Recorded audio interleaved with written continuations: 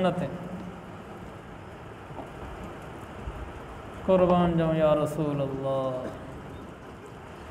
آپ صلی اللہ علیہ وسلم کے کوئی پردیسی آتا تو آپ صلی اللہ علیہ وسلم اس کی خبر گیری کرتے۔ کوئی پردیسی مسافر آپ کے پاس آتا تو آپ اس کا حال احوال پوچھتے، کیسے ہے، کھانے کی ضرورت ہے، پینے کی ضرورت ہے۔ مسافر ہوتا اس کو کھانا کھلاتے، آپ کے پاس نہ ہوتا کھانا صحابہ کے پاس بھیج دیتے کہ کوئی ہے جو اس کو کھانا کھلائے گا۔ 3 آدمی آئے اللہ کے نبی صلی اللہ علیہ وسلم کے پاس، تو آپ نے ان کو اپنا مہمان بنا لیا اور آپ کے پاس تھا کچھ نہیں، ایک بکری تھی، اسی کا دودھ تھا، تو آپ نے ان کو کہا تھا بس اسی کا دودھ دوہ کے پی لیا کرو، تو وہ دودھ دوہ کر پی لیا کرتے تھے، لیکن آپ نے ان کو واپس نہیں بھیجا۔ آگے اگر کوئی بے ادبی کرتا تو برداشت فرماتے۔ یہ تو وہ ذات ہے جس کی بے ادبی کفر ہے، یہ وہ ذات ہے جس کی بے ادبی کفر ہے۔ کوئی اگر حضور صلی اللہ علیہ وسلم کی چھوٹی سی بھی بے ادبی کر دے تو بہت بڑا کافر ہو جاتا ہے۔ قرآن میں نہیں ہے؟ اللہ تعالیٰ کیا فرماتا ہے؟ اب بھی ماشاءاللہ وہ حجرہ مبارکہ پر آپ کی قبر اطہر کے باہر لکھا ہوا ہے، کیا ہے؟ لا ترفعوا اصواتکم فوق صوت النبی، اپنی آواز کو نبی کی آواز سے اونچا بھی نہ کرنا، اپنی آواز کو نبی کی آواز سے اونچا بھی نہ کرنا۔ آگے کیا کہا؟ ان تحبط اعمالکم وانتم لا تشعرون، کہا اگر تم نے ایسا کیا کہ تمہاری آواز نبی کی آواز سے اونچی ہو گئی، اللہ زندگی بھر کی ساری نیکیاں صفحہ ہستی سے مٹا دے گا، تمہیں پتہ بھی نہیں چلے گا، ساری نیکی برباد کر دے گا، اس لیے کہ تمہاری آواز نبی کی آواز سے اونچی کیوں ہوئی ہے؟ یہ جرأت کیسے ہو گئی ہے؟ اس کے بعد صحابہ بہت سہم گئے تھے۔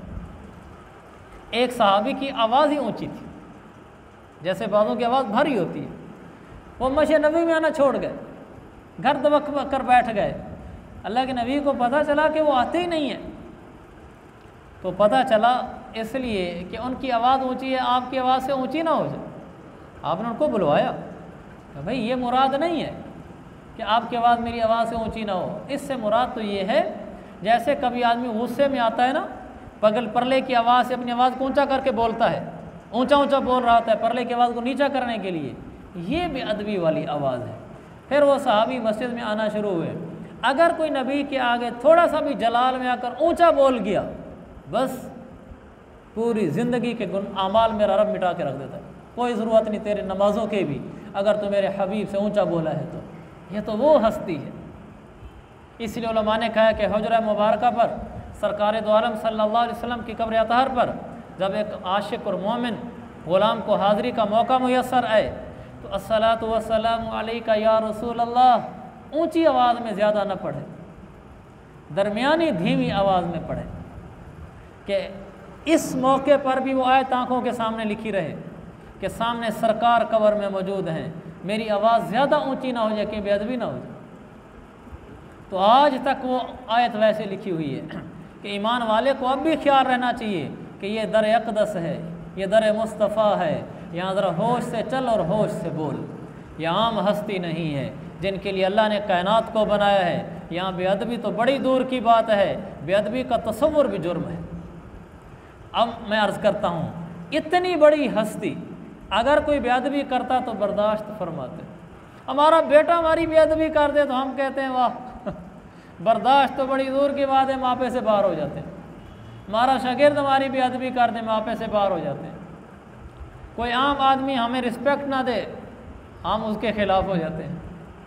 اللہ کے نبی علیہ الصلوۃ والسلام کی سنت مبارکہ ہے، اگر کوئی بے ادبی کرتا تو آپ برداشت فرماتے، اس کو کچھ بھی نہ کہتے تھے۔ ٹائم ہمارا پورا ہو گیا ہے، ایک چھوٹا سا واقعہ یاد آ رہا ہے، چلو آپ کے 1 منٹ اور لے لیتا ہوں، 2 منٹ لگ جائیں گے۔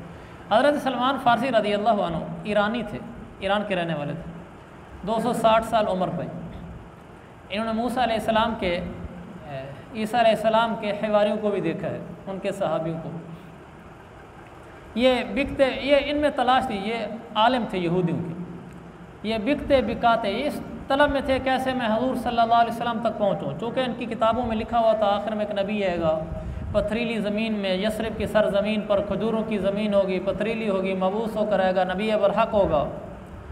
تو یہ اس کی تلاش میں فارس سے نکل پڑے، راستے میں ان کو کچھ لوگ ملے تو انہوں نے ان کو پکڑ کر بیچ دیا، آگے جا کر بازار میں بیچا کہ ہمارا غلام ہے، بک گئے بیچارے وہ۔